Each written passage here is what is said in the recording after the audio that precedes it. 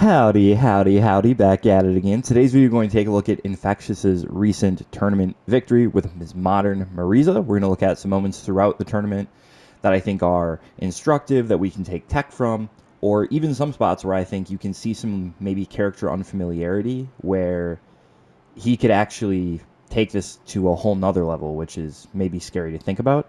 If you like this type of content, if you want to see more of it, leave a like in the video, subscribe to the channel. I'm trying to grow it in year 3. I'd really appreciate your support. Without further ado, let's get into the video. The first situation that I want to explore is what happens after this scoot encounter. So we're +1 as Marisa. Infectious goes for throw, and Ending Walker jumps out, right? Jump out there is pretty good because it's going to avoid the command grab, it's going to avoid the regular grab, and hey, gets me out of the corner, right? But what Infectious is able to do is he's able to do scoot him and then command grab. Now, what's especially good about this? Well, a couple things. So I'm trying to figure out how to do this. Okay, switch player control. If we jump cross up, right? If Ending Walker would have done like jump light kick here at the right timing, Armor's going to beat it. If he does it too late, he's going to get punish countered. And even if he holds up here, you notice there I'm holding up, I'm still getting grabbed because there's one frame on landing in this game where you cannot cancel those landing frames into movement options, right? So this is a very strong OS that's especially useful on Modern, because on Classic, you have to think about inputting the quarter circle, right? This would be quarter circle to the right is what I'm going to say, and you would just do it early and hope she turns around, or you would do quarter circle to the left and do it late and hope that you did it on time. Or on Modern, you can just hold back and wait for them to be over your head and then hit the special button. So if you're on Modern, this is really something you should look into doing. And if you're on Classic, play around with it, see how easy you find it. It's a very strong anti-crossup tool, especially on a character that doesn't have a ton of them.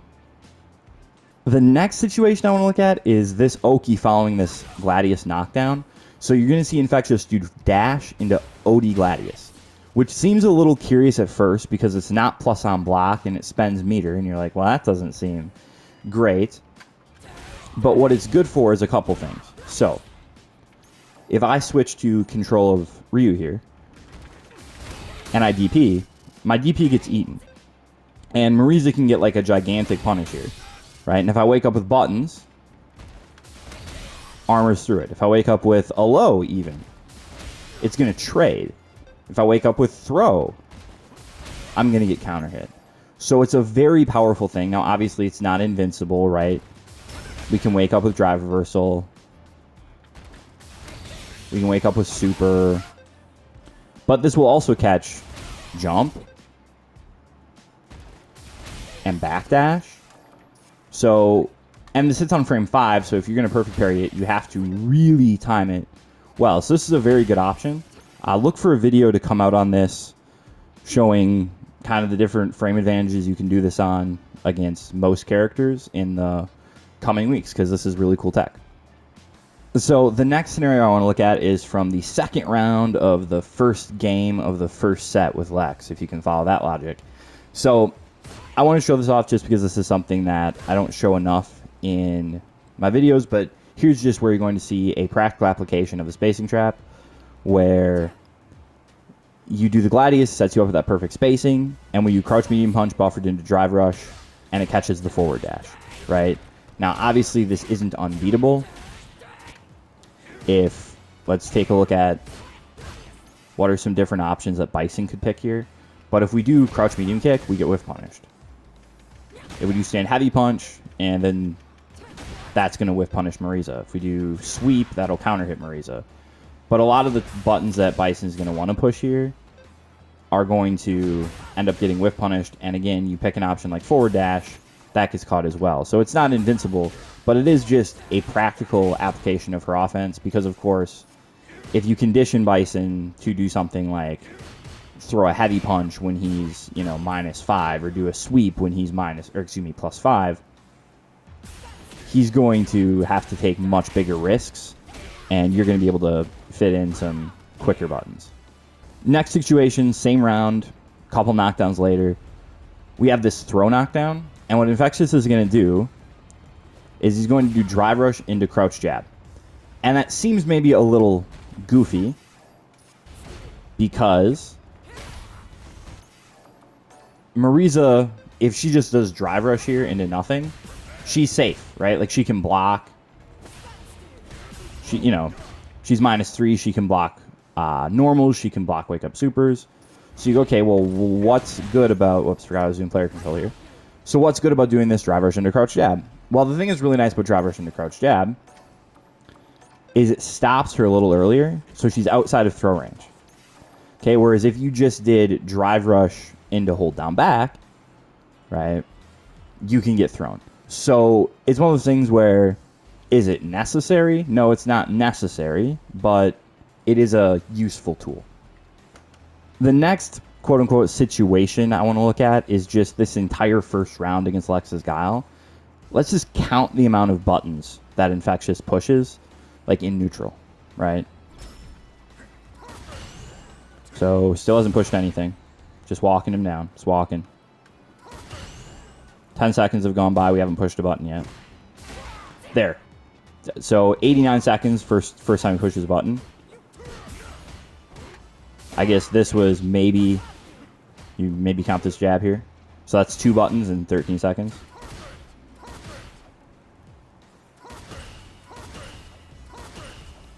And we're still just walking. Okay. 3 buttons. We're pushing like 1 button every 10 seconds. 4 buttons. Okay. We tried to go for meaty. It didn't work. But notice he's just controlling this. And he's not controlling it with...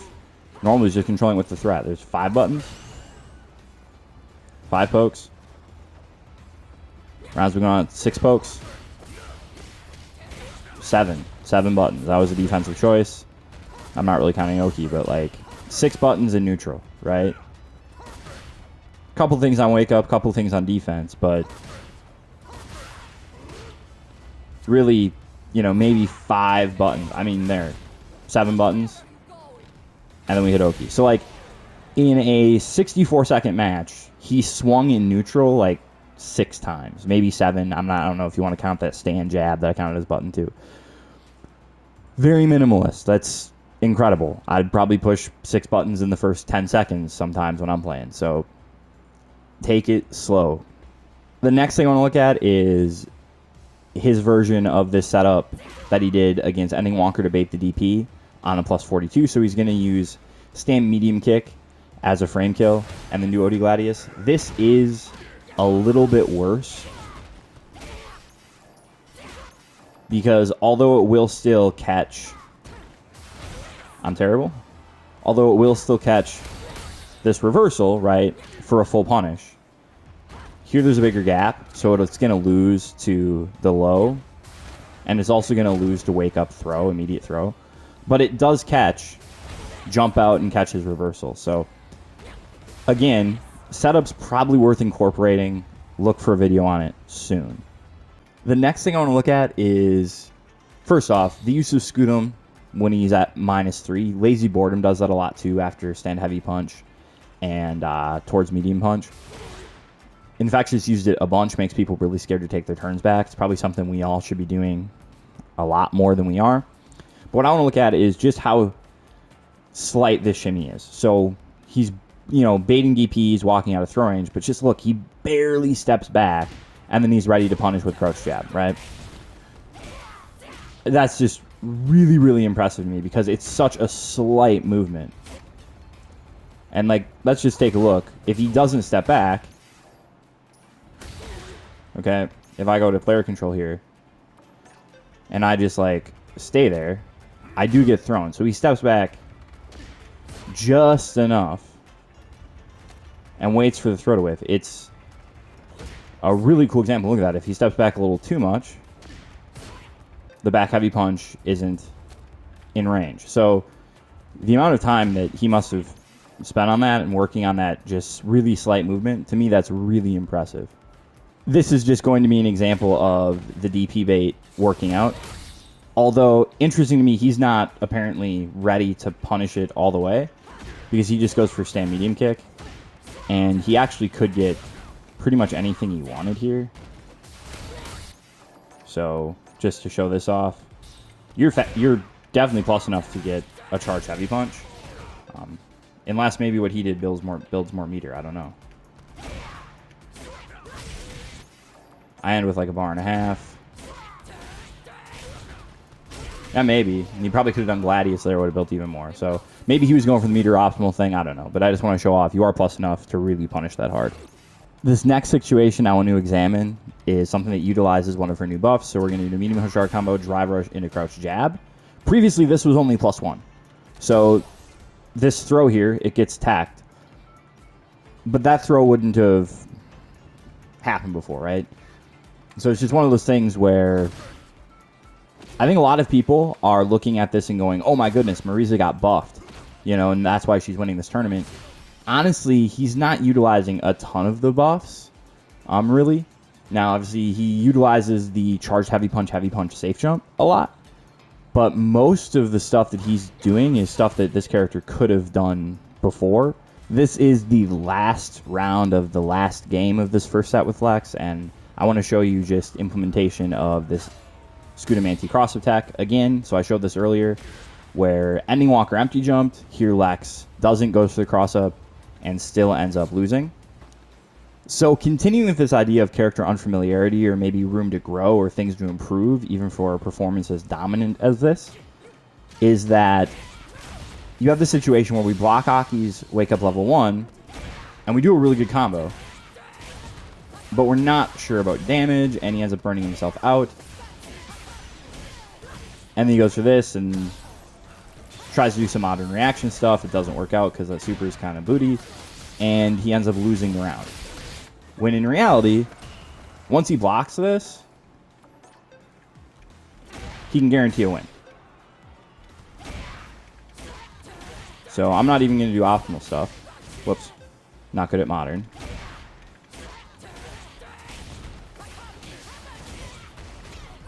Whoops. So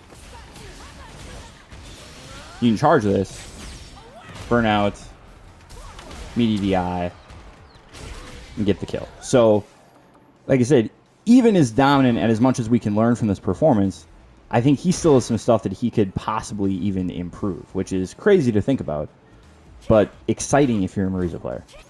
Moving on to the second set against Lex, what you're going to see here is that we can use Scudam as an OS against not just cross-ups, but neutral jumps as well. So here we see that punishes. Now we are into the grand finals set against Broski, and there's a lot of stuff to look at. So first off, a little bit of a frame kill here after the light Dima in the corner. He's going to do crouching light kick, which is 19 frames, which puts them at +12, so that this command grab is auto-timed. Then in round 2 of game 1, there's something right at the start here where I think that this is done on reaction, which is just a good way to do some drive gauge damage and force the situation. Obviously, Broski could parry this, but that looked to be on reaction to the fireball, which is just always cool. And then this is going to be the same situation as what happened at the end against Lex. And you see Broski's buffering here, but he just doesn't know the matchup that well because no one played Marisa for over a year. Because if he did know, he would see this drive rush. And as soon as he saw the drive rush, he could do level 1. And it literally just wins him the round. So, again, there was some unfamiliarity here from some of Infectious' opponents. And that's not to downplay what he did, because it's very, very impressive. But if you're studied in this matchup, if your opponent is studied in this matchup, you can't do drive rush here because you just lose. Next situation I want to look at is from round 3, game 2, and ends up blocking this level 2. Doesn't get a punish. Ends up going for this stuff where it's hard to get the take the turn back. So yeah, he goes for heavy punch, and this can be hard to time. I don't know why. But that does work, so it's not like, oh, he just doesn't know and that's a bad punish. But the optimal thing for you to do is going to be drive rush into back heavy punch, into another back heavy punch. Like, The optimal thing that he would have done from here is probably heavy punch, boom, boom, boom, boom. And then this would be 3870 is probably what he would have gone for had he managed to actually punish it. But what you could have done is this.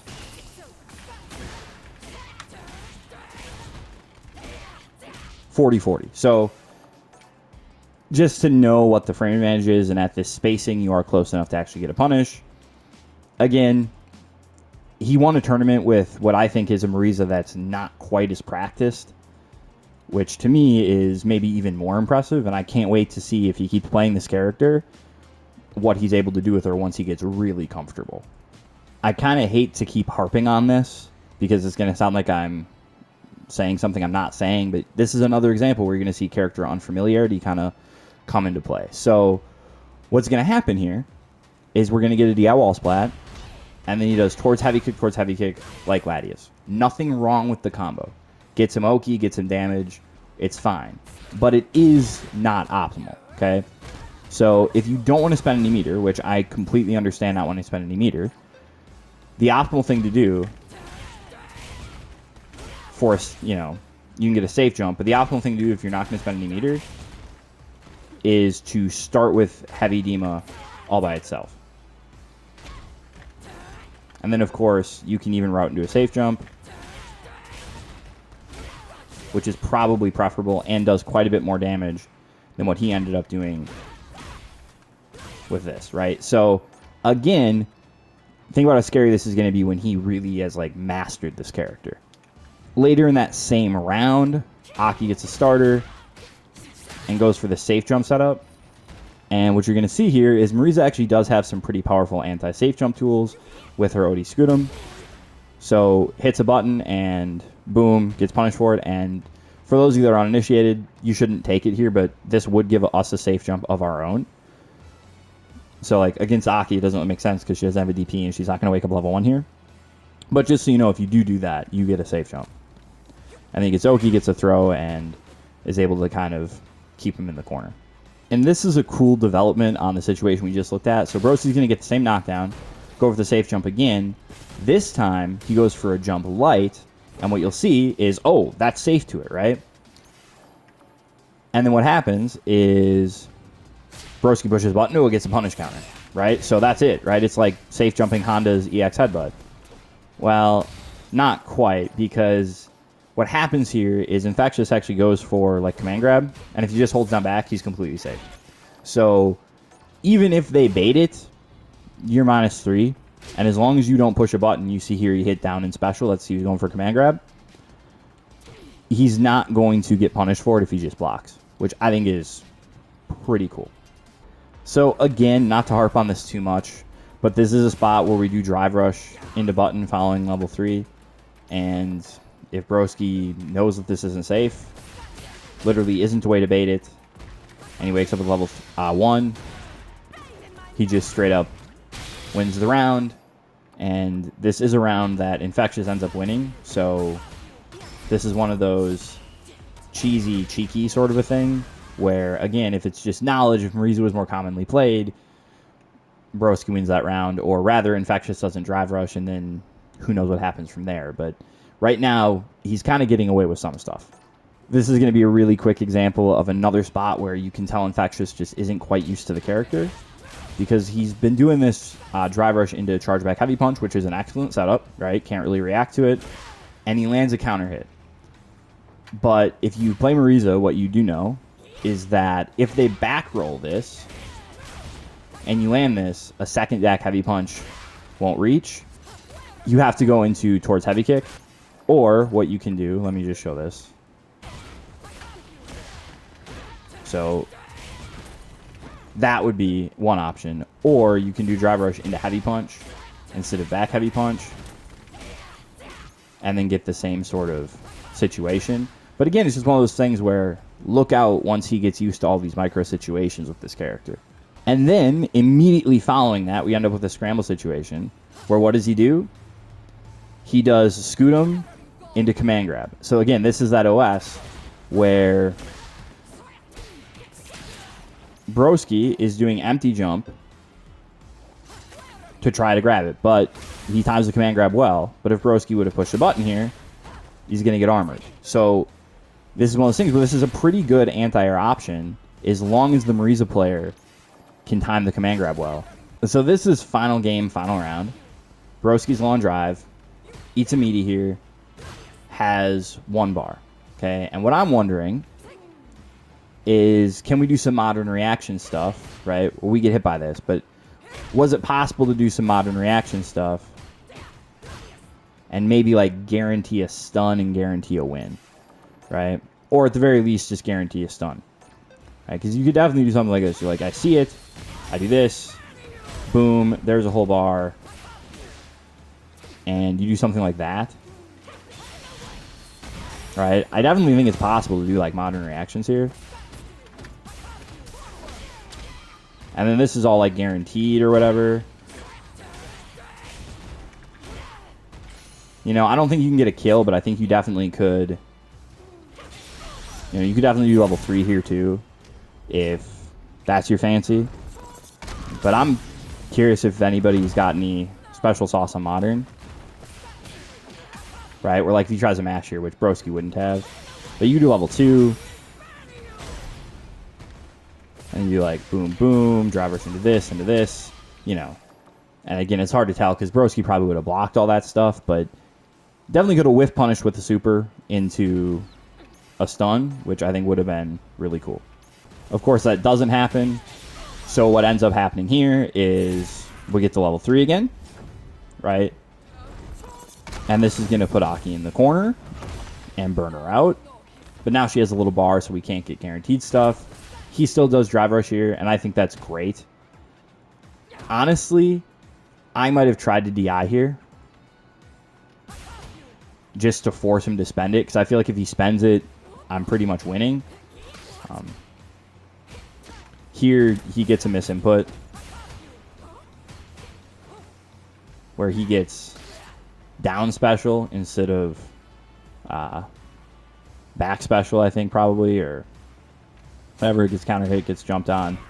And then he's just going to kind of bully from here, get the command grab, and win. Like I said, after this level 3, though, I probably would have tried to hit him with a DI, just because I feel like it's a guaranteed win if he doesn't react. And if he does react, well, whatever, I probably am still going to win. So there you have it. Those are my thoughts on Infectious tournament run, some of the cool, interesting moments, instructive spots that we can learn from, things that I think he could maybe even improve on to make his Marisa even more monstrous. Hopefully it was helpful, and as always, have a good time.